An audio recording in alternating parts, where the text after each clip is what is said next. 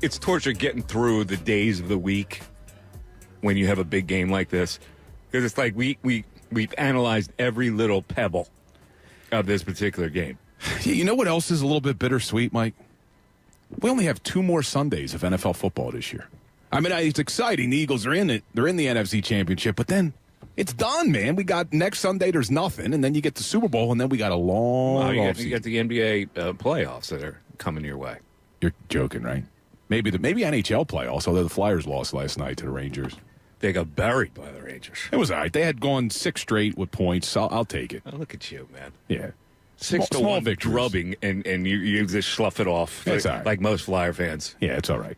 All right, so did we have some NBA news here? Were there rumors that are surfacing? Well, it was interesting because right when you compare Josh Harris to Nero playing the fiddle while Rome burned, talking about him being with the Commanders while the Sixers burn, Bill Simmons went on his podcast, and he said something very interesting. He said there has been some buzz that Bob Myers could potentially replace Daryl Morey in the Sixers front office. Now, remember, Bob Myers did help the Commanders as a consultant when Josh Harris bought the team, so there's the connection there. It'd be interesting, is Daryl Morey going to walk away after this disaster of an offseason? Let me ask you a question about Bob Myers. Is he a little overrated? I don't know. I mean, I got to be honest. I'm not a Bob Myers expert. He's a basketball guy, and they bring him in as a consultant for the Commanders. For what reason exactly? Well, what was he? He was executive of the year with Golden State, right? A couple times, I think. Yeah, he was the executive of the year with Steph Curry and Draymond Green and Klay Thompson. But don't most of these – I mean, look, Howie Roseman, different type of executive. He's done it with different quarterbacks, different coaches. But don't a lot of these guys just live off of a reputation of doing it one time with some good players? Look, Daryl Morey, it's just James Harden. That's his claim to fame. Now he's on TV. Would he be an improvement? Listen, basketball's his thing. I guess he would be an improvement because I look at what Daryl Morey's done, and I got to be honest with you, I like the guy, but he has not been successful. I'm sorry. Like the whole regime, they've got like 4 guys in that front office. They none of them have been able to get something right. Here's the problem, though. Whether they bring in Bob Myers, whether they bring in anybody, aren't they a little bit handcuffed the next few years? I mean, with the Paul George contract, with the Joel Embiid contract, now Tyrese Maxey. You pretty much have your big 3. Be creative and move guys for less just to get it off your payroll. This is a complete, in my view, it's now gotten to a rebuild stage.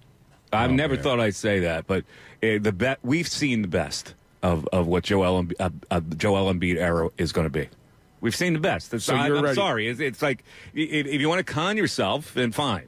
But we've seen the best of it. So you're ready to declare Joel Embiid will never win a title. There's no way that he can regain the Embiid form that we've seen in previous times. You don't get younger.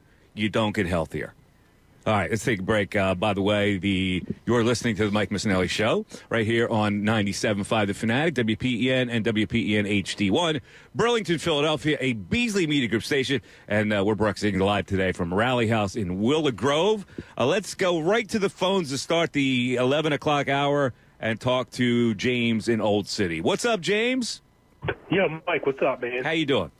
Yo, I didn't want to talk about this, but, I honestly said when they lost to Boston at Game 7, that was it with Embiid. And I like the guy, but it was one of them things where it's like everyone just assumed the process was going to – it wasn't a matter of, like, when it was going to – I mean, if it was going to work, it was like when. But that's not a guarantee. It wasn't guaranteed to work. It didn't work. So whatever. It is what it is. It didn't work because it was, I think, mismanaged in a lot of ways. And coming into this year, there was false hope for what this could have been.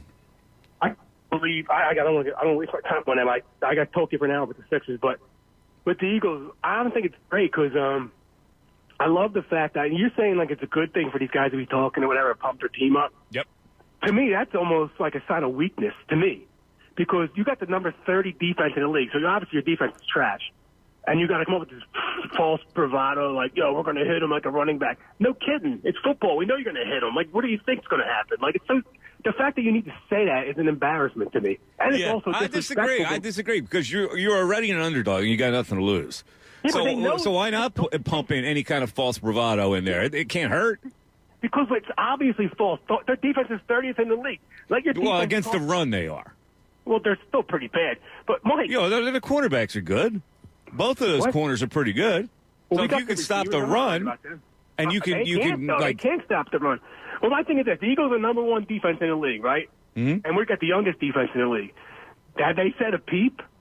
That's what I like about this. They don't have to say a peep because they're number one. A lion doesn't have to tell you they're lying. Yeah, exactly. That's my whole point. The Commanders have to create some kind of a false narrative that I think it's brilliant. I really do.